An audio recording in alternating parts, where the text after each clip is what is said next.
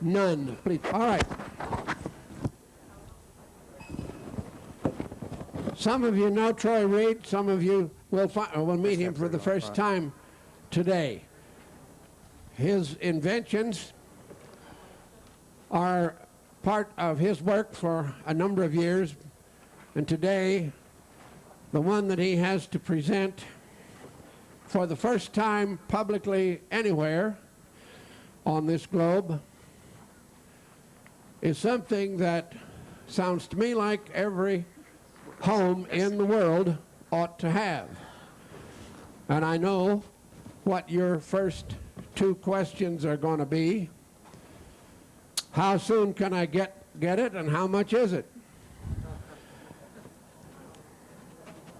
I want to let him tell you the whole story, or at least 50 minutes worth of the story, as to what there is about it, what it will do. But most everybody lives where they need heat at some point, or air conditioning. So back with us, maybe the third or fourth time, but not for a couple of years now.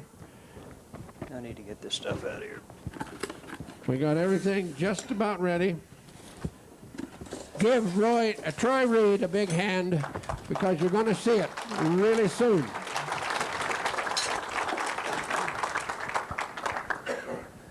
Good morning. Usually sometimes when I speak for the Global Science, last time I was down here, it seemed like it was in the afternoon, and it seems like that I had so much to try to get a bunch of information through people in a real very short time. My life has been into this technology since about 1990. I started Reed Technology. First started on what they call a magnetic motor, and a lot of people was wanting to know how that is coming along. If you get a chance, there's a little table back here set up with some videos on from Harry DeLighter out of California that did the light works. He did a tape on me that has been getting a lot of area. It's called Troy Reed on the New Energy Science. I mean, a New Energy series. And when I first started on this heater, I thought bigger things that you build, bigger they work. Well, I've realized that's not true. So on this video here, when I first started on the old heater that I was working on, and tried to present something to the world before I pass away, I can tell you right now I'll be 64 years old February, and I think I'm in pretty damn good shape. And I've been trying to hold up on my own to get this technology out for you guys.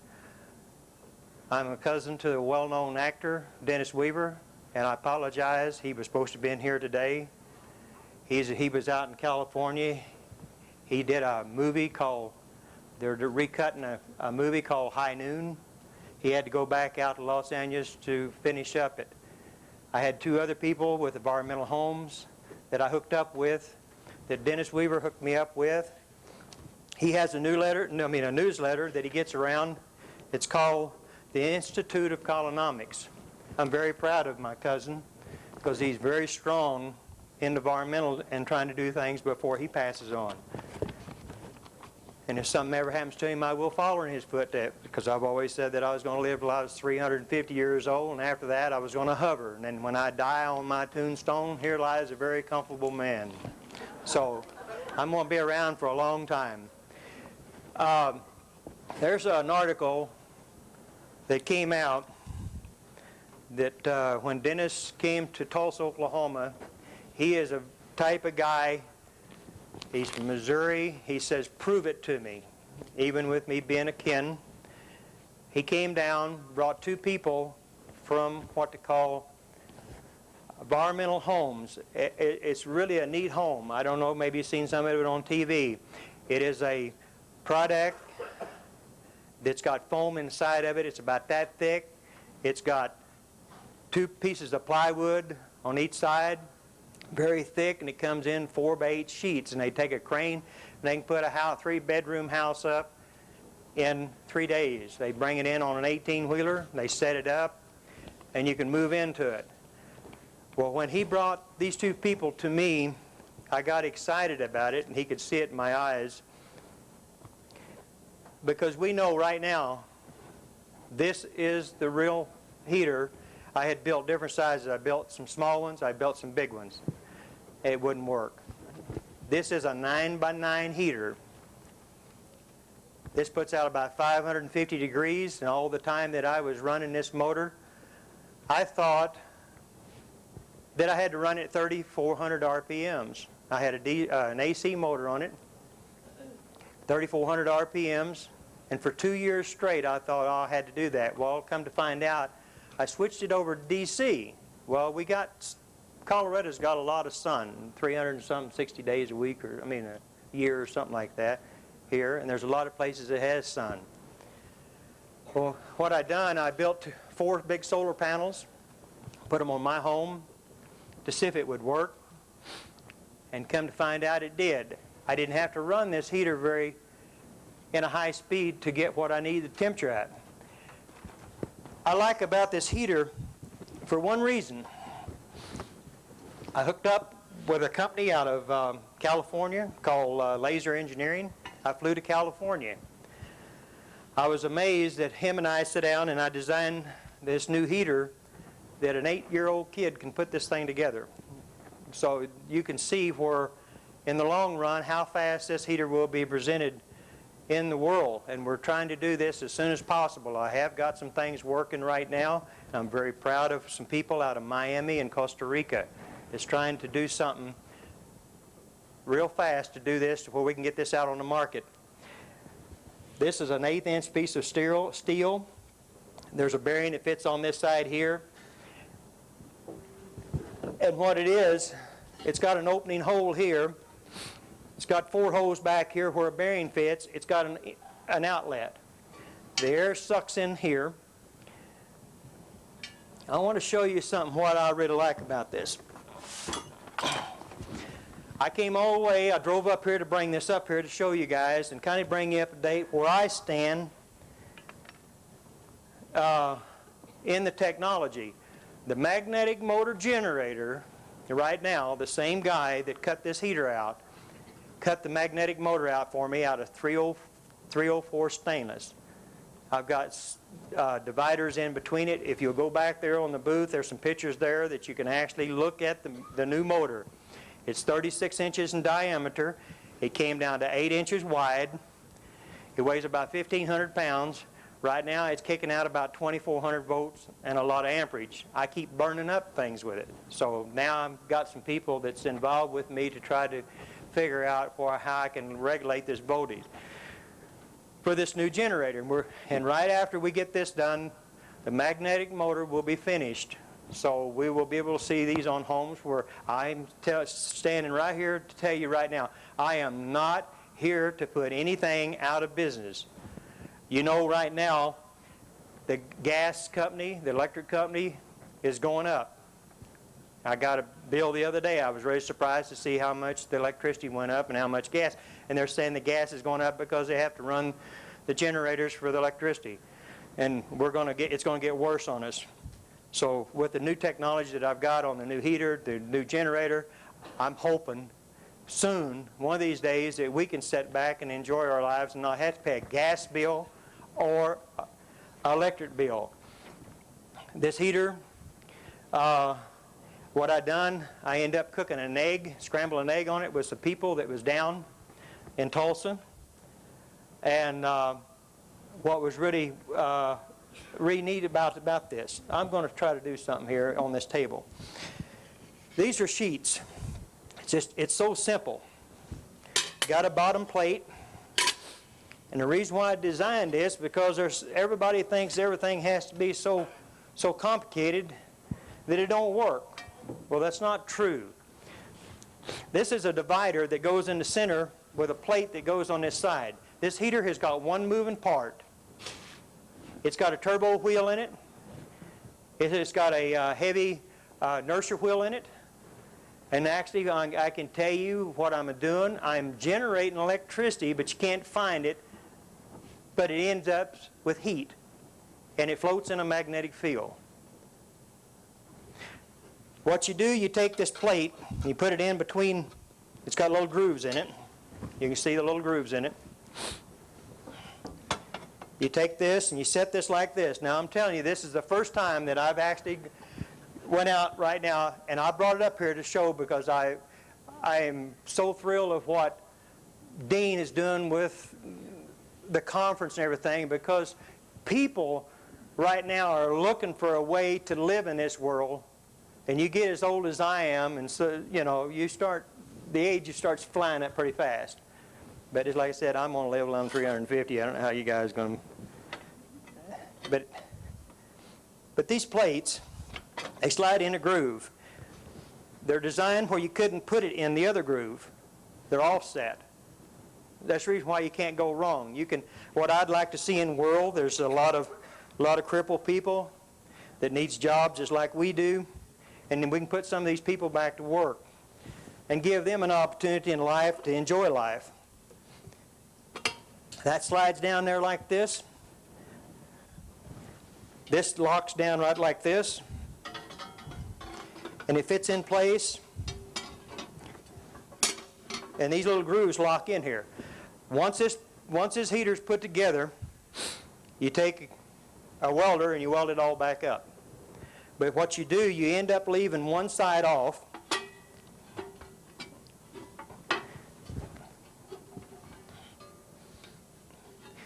You leave one side off. It's so simple. You put the, well, it should have been on the other side, but you slide the shaft in. It's a shaft with two snap rings on it. You slide the unit over the top of it, snap the other ring in, slide it in.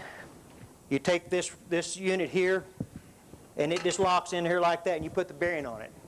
So you can actually put this bearing on there, put the shaft in, slide it. And as soon as you turn it on, it's like I said, what I was trying to do in my life on this new heater was I always thought you had to run it at 3,400 RPMs. You don't have to run it 3,400 RPMs. You can run it after you start it. This has got a very strong volume of air. Let me get this out of my way.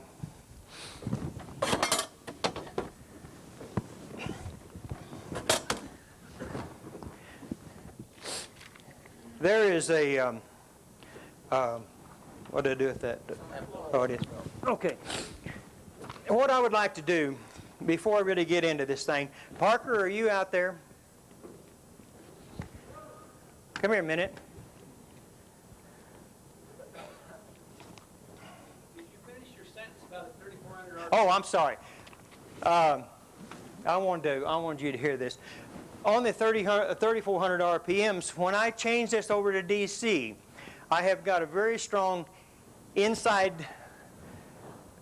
I call an inner self that tells me what to do and what I can do and what I can't do, and it don't work. Well, my inner self was telling me to go ahead and change it over to DC. What I done, I end up putting what you call our cartridge controller system on the side of a box here where I can control it. Well, when I speeded it up and I slowed it down, I found out that the heater still stays the same, instead running at 3,400 RPMs. So that means that you can use a thermostat on it, just like you would a home.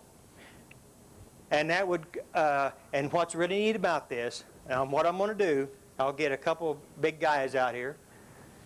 We'll carry it back there and set it right there on the end of the table. 3 hours later, even with the time that well, how much time do I have? Okay, but I just want to make sure I get this all clear into this. I want to set this back there where all of you can go back there, even an hour to 2 hours later, and you still will be able to touch it. It will still be hot. It will still generate heat. So if you take a home where a forced air heater is in a home, you have to fire it up. It has to heat all the steel inside of it, the cast iron in the heater, to heat it up. Then your blower comes on.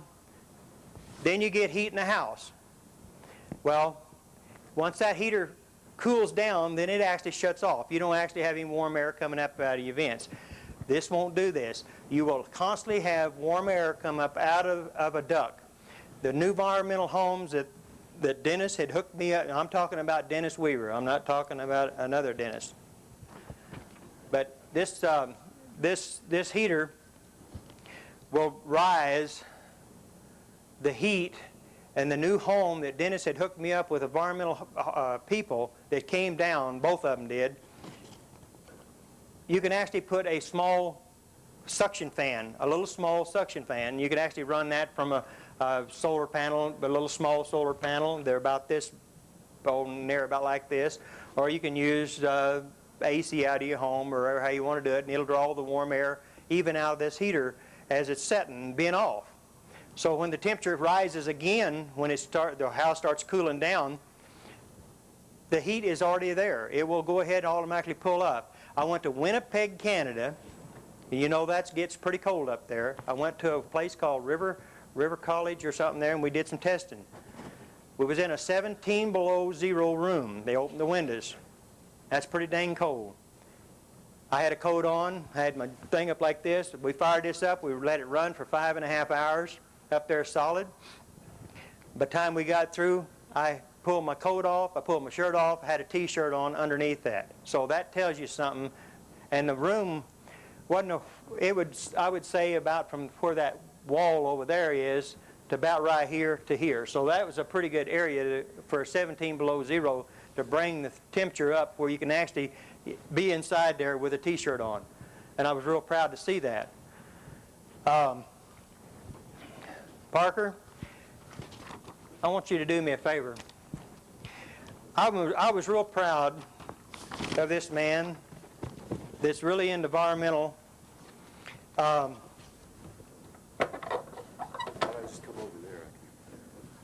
Will this turn on? Let's see if it is. Testing. 1, 2. Nope. Don't come on. You'll have to use my mic. Well, I could just read real loud. Okay. Can you read real loud? But anyway, what I want you to do, Dennis had came. 1, 2. They don't come on. Maybe they can turn it on. Dennis came down. Weaver came down to my home, and that's when he brought the people of the environmental homes down. He went back. He's got this magazine that he presents. It says from the president's desk, called the Institute of Colonomics. That man is trying to put a lot of people together to try to do something for this world. He wrote an article in it. It's very, very big impact that I think. And I want you to hear this, and instead of me reading it, that way you don't think that I'm adding some words to it. A better way. One of our greatest blessings is our propensity to doubt. Of course, like everything else in this world, doubt is both constructive and destructive. Destructive doubt paralyzes our will and stifles our constructive thoughts. It produces a feeling of hopelessness. It inhibits progress and dulls our curiosity, and a possible better mousetrap is never produced. But there is the constructive aspect of doubt. If it weren't part of our nature, we would never progress. Doubt makes us ask the question, isn't there a better way of accomplishing a desired goal? A grand philosopher once stated, don't let education interfere with your learning. He understood that there's much that life can reveal to us that isn't found in books, that isn't yet discovered. Many of the greatest contributors to society know this to be true. Walter Russell, whose formal education ended with the 6th grade, is a perfect example. He became a renowned scientist, philosopher, musician, painter, sculptor, and author, and was called the Leonardo da Vinci of the 20th century. This isn't an argument against formal education or the importance of a college degree. For those individuals who have focused on a traditional education and have become a storehouse of facts are essential for a functioning society. However, formalized education can form ruts in our brains that are often hard to climb out of, ruts that may constrict our imagination and dull our enthusiasm for impossible possibilities. We need those who are not only willing, but cannot be restrained from stepping out of the box and entering uncharted territory. I think I see why you wanted me to read this, Troy. I just want people to understand what's going on. Where those in the formal educational box dare not tread. We need those who are not satisfied with what others have discovered or learned. In other words, we need those who don't know that a better mousetrap can't be built. Troy Reed is such a person. He's a constructive doubter.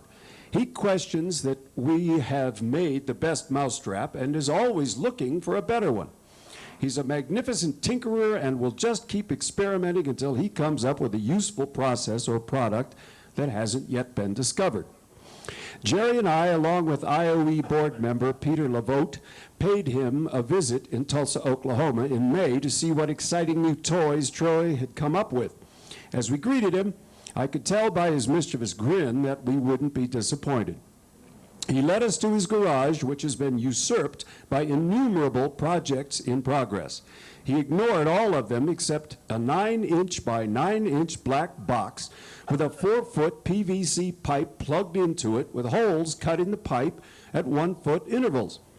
Attached to the box was a small electric motor the size used in a forced air heating system. It required about the same electricity to run it that a 25-watt light bulb would use. Or it could operate from batteries charged by the sun through the use of photovoltaic panels. A windmill or a water wheel could also run it. Troy pointed at the black box with some pride and announced, "This is ready to go." And indeed it was. 10 minutes after he turned it on, it produced enough hot air that the PVC pipe began to bow from the heat. Built into the original design, it could easily heat an average-sized house. It could also provide a homeowner with cheap, clean, hot water, doing away with the need to use fossil fuel of any type. It's an economic technology capable of creating an economic industry. Dennis.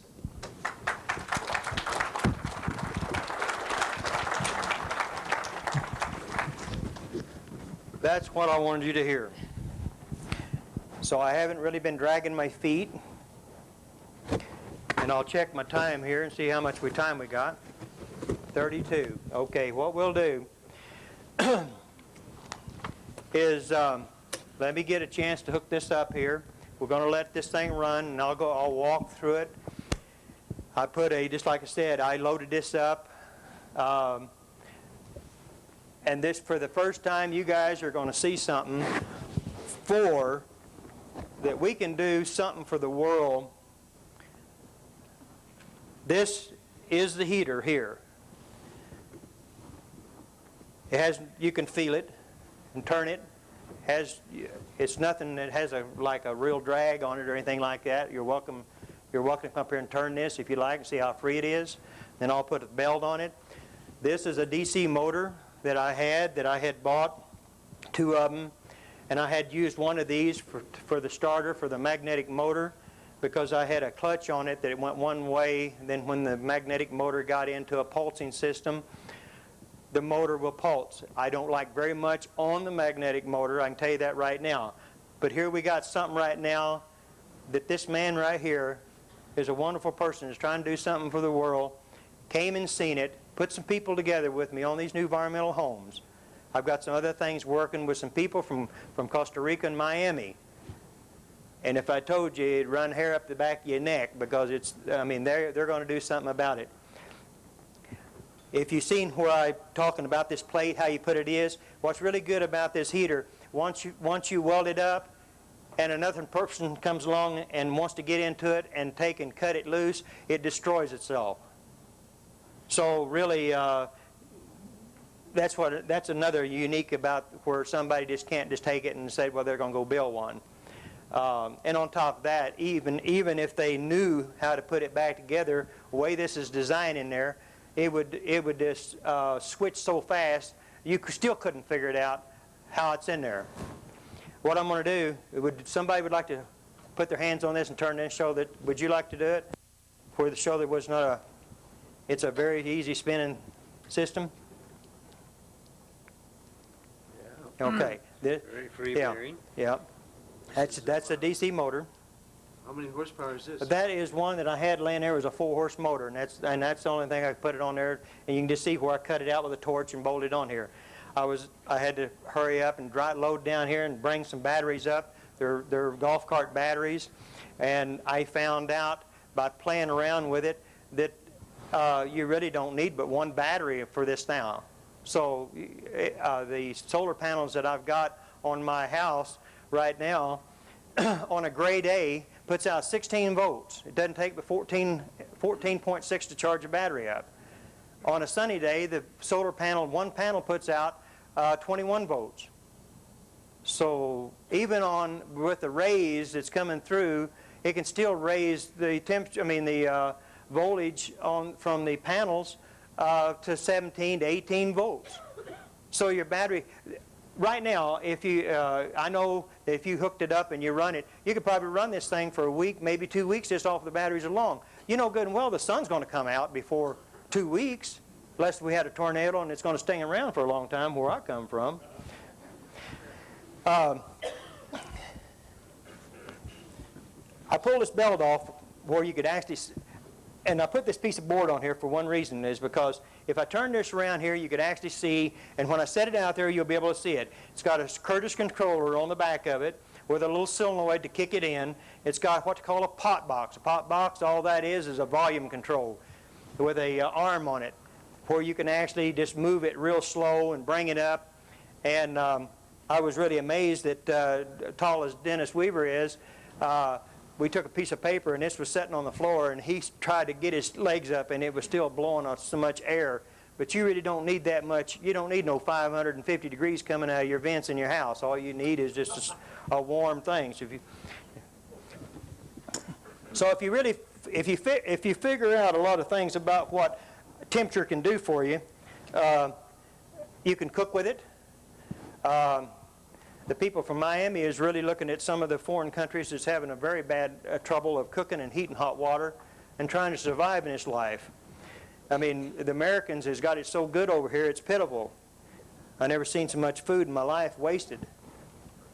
And that some of these people over there, that if they went out of food, you'd know what I was talking about. I got a temperature gauge. I'm hoping that what I can do is actually put this up here, and maybe you can focus on some of the temperature of what is coming up. I run two of these. By letting it go plumb around again. This goes to 212 and it went around again, so you don't wind these things up too much.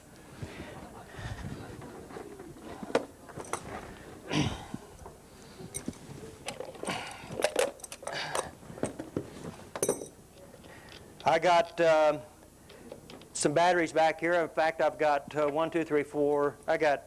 8 batteries. I just figured I'd bring them all. And once you get this heater in operation,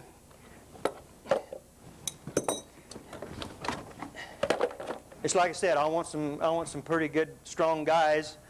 I mean, I can carry it.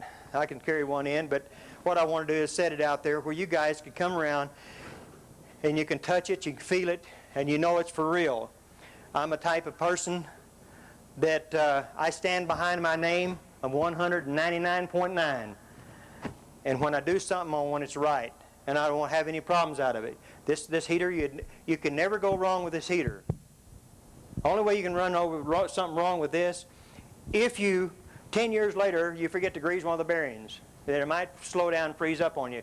But it's designed where you can change it so fast that you won't even, that heater will still be hot. Here's what we discovered while we was there. I took how much time? I took a copper coil, 1/4-inch copper coil. I coiled it, and I flattened it, made it flat. And I ran the copper line out this side here. And I had stuck it on, it's cold on this side, it's hot on this side. And I put the copper coil on this side here. We discovered something while we was playing around with it.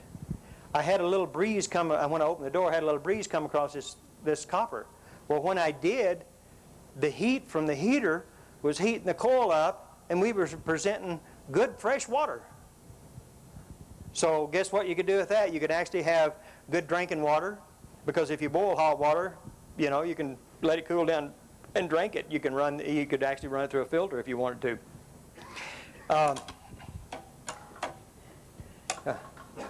You were extracting the humidity from there? Huh? You were extracting the humidity? Yes, uh-huh. I must have some cables loose here on me when I was moving around here. Let me check.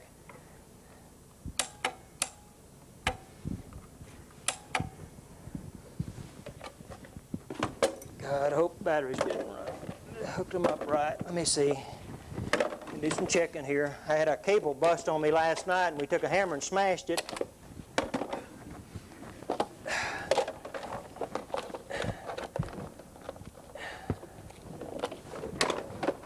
Let me check it out for you here. Okay, we've got. I've got it hooked up. I've got it hooked up wrong. While you're bent over there, do you want to take some questions from the microphone? Yeah, I'm just going to take a If you second. got questions, go back to the microphone. I got.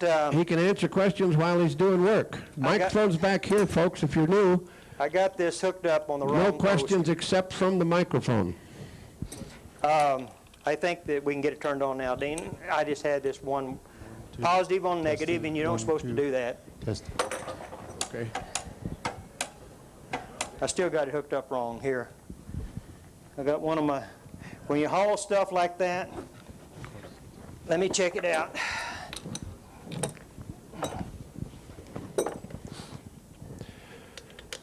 So that's a I had DC these, motor. I had these batteries sitting up here last night. What are your projections for production? When I get back to Oklahoma, I've got these people coming in on the 16th of this month, and then they're flying some people in on a private jet, and I'm hoping the deal is closed then. That's what we're working on. Let me see what I've got here. I've got something backwards here. Positive to negative, negative, I mean positive, negative, positive, negative, positive, negative, positive, negative, positive, negative, positive, positive. I got something that's not getting any juice up here to me. I shouldn't have hooked those cables up there last night on them things last night. When I came up here, it was about midnight, I think, by the time Harry and I decided to get off the stage. Let me see. I had this loaded up in the car and I had all this stuff pushed up against it. Let me try it one more time. Maybe I can get somebody up here to check it out again. This is negative here. This is positive.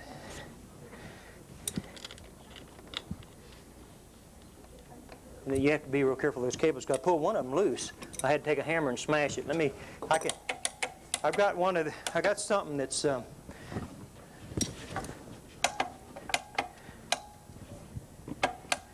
not getting any power. Up. I just blowed the I just blew this out. Maybe we can go another route here. Hook it direct. I just blew the this on. I can fix anything. Let's hook it.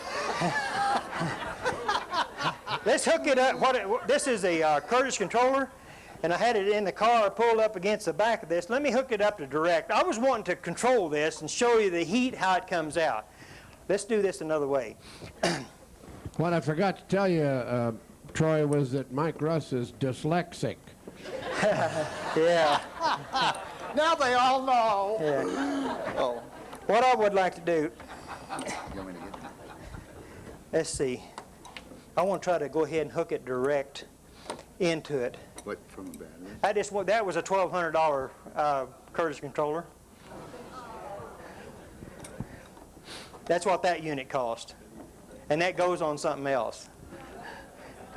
But I put it on there where I can control it. Yeah, well, don't zap me. Yeah.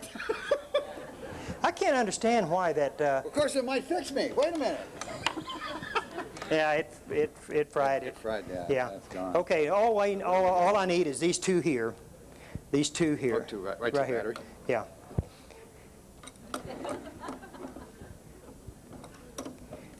How much time I got? We're getting there. We're getting there. Okay. Now, Hook these right. if anybody, you got a knife? Let me cut this. Cut this right here. Just cut that right here. No, Oh, this. Yeah. Well, I wanted to show the control on this. No, you're all right. God, okay. No. Now cut this one Cut here. that one too? Yeah. I wanted to show you the speed where you could actually take and actually do this. Now, let's take and cut this one right here. There you go. Now, take and let's take this. Loosen that up. Yeah, I'll take this one off, and we'll tie these two together. I'm trying to hurry. Mikey's here. I want you to see that now we need to put this on this one right here. While you're doing that, I'm going to put this top one up here. Boy, how are we going to get that? I'm going to take these two wires off to get in there. Huh? Here. Can we get this one here? Can we? Yeah, we can. No, take this off. No, take this off. Yeah. Okay, now do it. Let me undo this one right here. Okay, there you go. What we're going to have to do is probably go ahead and run it up where I don't have the control system on it, but, I can't get into that. huh? We can't get into Okay, that. I was going to put this one right here with a nut on it. Here. Yeah, do that. And then, You just touch it? uh, You want me to just touch it? well, I don't think you'll be able to hold it that long on there. How are we going to tie into that sucker? Where's it up here? Oh, well, that Yeah, goes inside. that goes to the motor. All I'm going to do is just put it to the How are we motor. going to tuck that out? Huh? I don't have any of my tools. Here. Well, see, you can't get it in there. Huh? Yeah, we can get it in there. Well, how? Kind of like this. See, there's no room. I've got a smaller one in my car. Oh, I know. Let me use the vice grips. Let me just put a pair of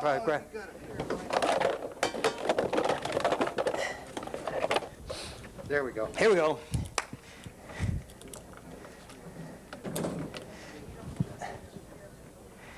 Yeah, there we go. Yeah, I'm going to hook this to direct up. But what I wanted to do, I wanted to show you how I could use the control and this thing here idling and still do the same thing. Now this might spark on us. Yeah, that's gonna go. Yeah. All right, go over. Is it going? There we go.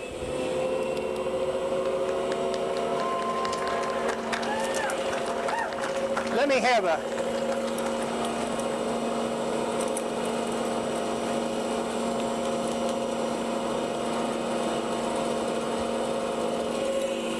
Now, sorry about the control thing, but what I wanted to do was I wanted to take that controller and I wanted to slow it down and idle and showed you how much heat it was still producing, didn't have to run it that fast. The noise right now are coming from this table. These have got some wooden, if I was sitting on some concrete, it's got some rubber pads on it, and it wouldn't make that noise because it is a white system. That kind of makes me mad about that control system. I had that butted up against all those batteries when in my car, in my Durango, and when I take off, I guess all that power pusher was pushing back onto this control system. $1,200 went down the drain.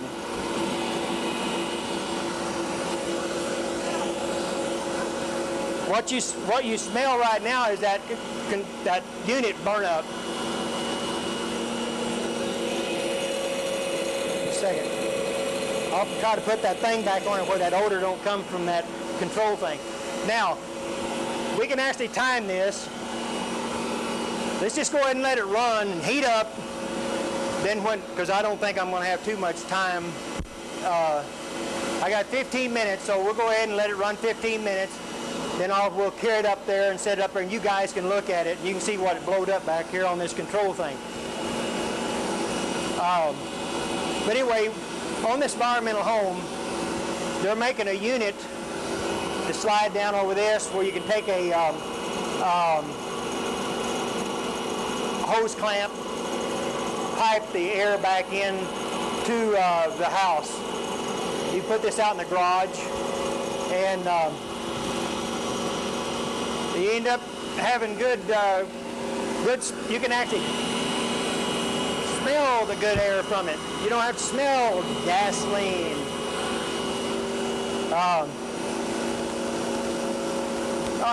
That upsets me about this control thing, because I wanted to idle it. I wanted to let it down where you couldn't even hardly hear it, and it would still do the thing. It's generating heat. I guess that's what happens when you don't turn something on before you get started. But if you'll accept my apology.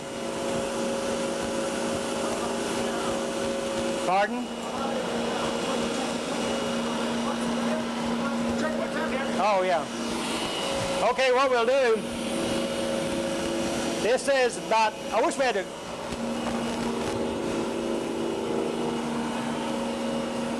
see, we'll cool her down.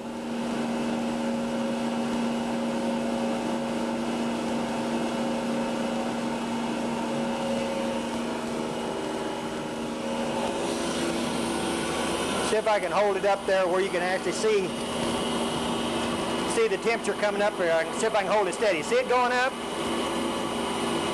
Right now it's 90. Can you see it? 100. Now I'll be able to hold it till I can just can't put my hand over it anymore. There it goes. It's going on up. Can you catch it on the video? Okay. What is it now? 110? And my hand's getting warm. It's 112, and my hand's getting warm. Would you come up here and hold this for me? I'll tell you what, I really wanted,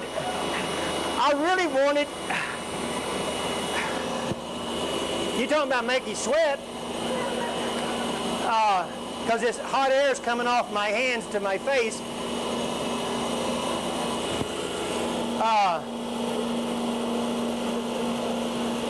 But I wanted to idle this. That's what really makes me so mad about this. One time in my life that I wanted to show you something that you could actually idle, and it'll still do the same thing. Pardon? I didn't hear you. 130 degrees.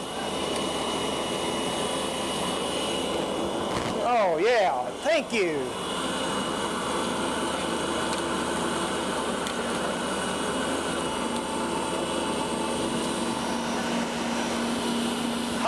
Your house don't get no 130 degrees.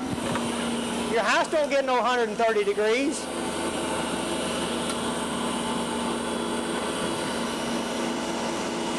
Now, can you imagine? Listen to this. In your lifetime, before we die, we're going to see these in homes that we can enjoy and not have to go pay I almost said something. A gas bill.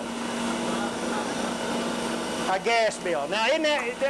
And then what's really so unique about it, you guys got to see it for the first time, and you'd have really got to see for the first time if you would have if this Curtis controller hadn't have blown out. But right now, 130 some degrees, and the heat's about to burn me up here. Yeah, this front part is cold. I can put my hand on it. Back of it's hot. Top's not hot. It's just warm. This is cold. What happens? 140 degrees. Question. You ever turn your temperature up to 140 degrees? Question. Huh? Question. Now, can you imagine? Maybe I can hold this out like this. Can you imagine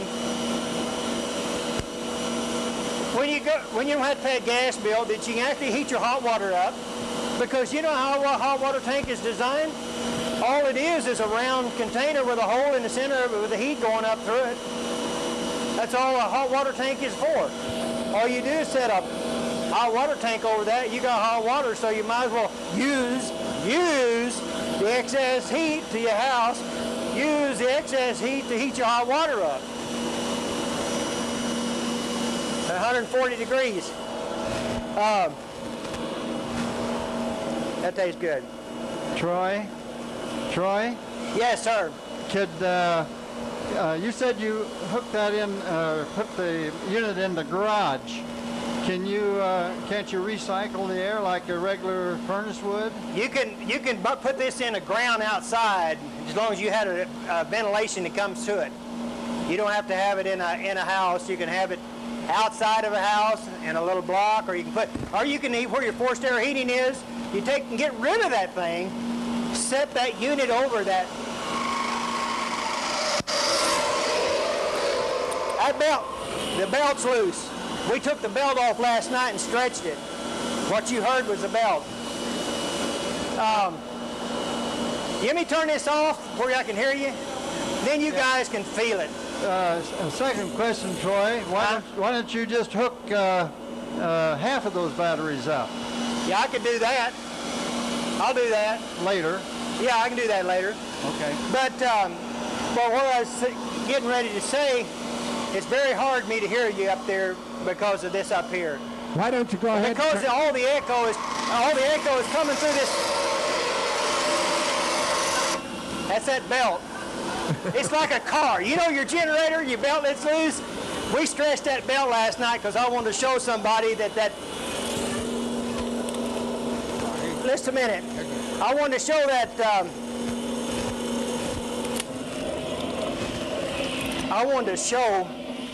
See, that belt's real loose. What we did, we took a pair of vice grips and we took this and pulled this like this, and we stretched that belt, and it's really loose, so it's kind of squealing on it, and it don't have the power. But what I'll do is take it off. That way you can see that it's still free running, and it'll still generate heat. Troy? Yes, sir. Yes, wanted to ask a couple of quick questions. You say that you got a 4 horsepower motor powering that, correct? Yes. Okay, and you can run that on a regular 12-volt power? Yes. Okay, how many watts are required to run that motor as well? You can run it as much as, if you run it off like a DC, an AC motor, you can actually pull no more than a 25-watt light bulb. That's pretty dang good. What we're trying to do now is to build a gearbox system on it. They've got a little DC motor. It's about that big around. That's my goal. Next goal is to put that little bitty motor on there like that. Wow. And when you can do that, you can actually use a 9-volt battery system. A 9-volt battery? You could to actually power use that. a 9-volt system if you got the small motor on it.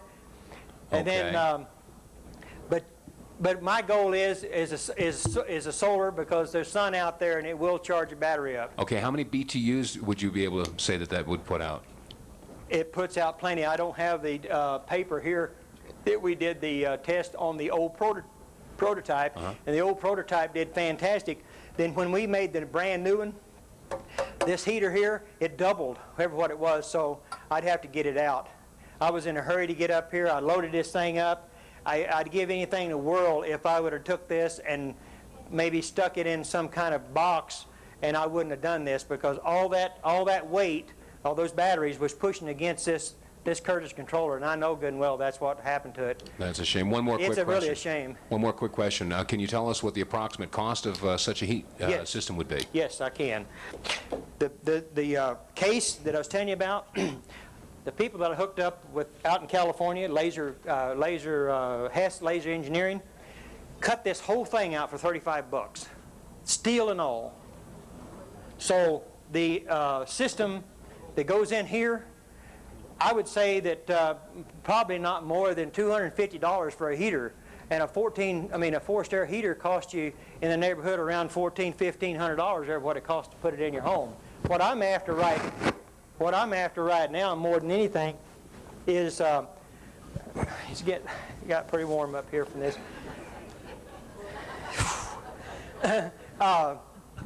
What I'm after is where we can get the cost down and get them in the homes real fast. And our goal is the way we designed this thing here, we can stack a warehouse market full of them plates, thousands of them, and then they can go on a production line and go. And once you flood the market with this type of technology, there's no way in the world that you can stop it, because it's going to keep on going. My next step is this. is to come right behind this right here, finish up the magnetic motor generator. The magnetic motor generator will power your home, will power the heater. So you don't need no solar. So here you got the magnetic motor running the heater. My name is Blankenship. I'd like to ask you one or two questions about I love questions. Okay, why don't you use the coal and the heat both? It'd be very simple to put something into, say, Fe3O4, and you could hold the heat in a tank and hold the coal in a tank, and then you could spin a drum on the tank and take off that. You also, I'll give you a motor. I'll give you a motor that they use for the gyro systems on missiles. Okay. And they're a flat plate motor, and they're about 1/3 the size of that, but they'll run on various speeds, and I'll make sure you get them. I got 5 minutes, and I want you to try to ask. I'll be back there, and you can ask me any kind of questions you want. There's a place back here that the Light Works has got all kinds of videos, and if you really want to see some other technology, is what they did on me. They did this, and they got other technology on it. It's got the electric car that I built on it. But right now I'm not interested in an electric car. My focus is everybody likes luxury, and I think I've got a way to do a better way on electric cars instead of electric automobiles. They do have what's called a Hyper Honda. I have driven it. And what it does, the generator is built behind the transmission. As you let the gas off, it recharges it. It's really a neat car. It gets 75 miles a gallon of gas, but it still goes back that people like luxury cars, and if they can get that system down where they can drive and do the same thing and get 75 miles per gallon of gas, they're going to stay with a big car. There's no way in the world I could have brought this down in a small car. I brought it down in a Durango, and it was loaded. But just like I said, if you want to, there's a table back there that's got the magnetic motor generator on it, and you can see what it looks like today. It's got the picture of the heater in it. I'm proud of this, what I've done on this. I finished this. It's been proven, and I feel bad because we didn't get to run it real slow. But it was something that happened. And I appreciate you all getting the first look at this technology that it's going to be in homes. And that's what us people are after, is to where we can get out here and enjoy life and go do things, not pay high utility bills. And it's coming. Mark my word, utilities, it's coming high. Okay, do you appreciate what Troy has done and shown for you? I know Henry Curtis called him up a 3 days ago and said, can I come by and talk to you? And he said, no, I haven't got time. I got to get ready to go to Global Sciences and get this thing ready to be hauled up there. So now we need some 4 or 5 good, strong men to help carry this back, make sure you got room in the aisle, and then you can go back back in the back there. And Troy is going to be here through tomorrow. Huh? He has to leave Saturday. And we didn't. I wanted to. Now, as they get this away, all right, take yourselves a 9-minute break. No, Troy will not do a workshop. What you've seen is what you've got. And but he said no, he didn't need to do a workshop. So take a break. Could be back here in 9 minutes. And you're going to see some computer stuff that might blow your gasket.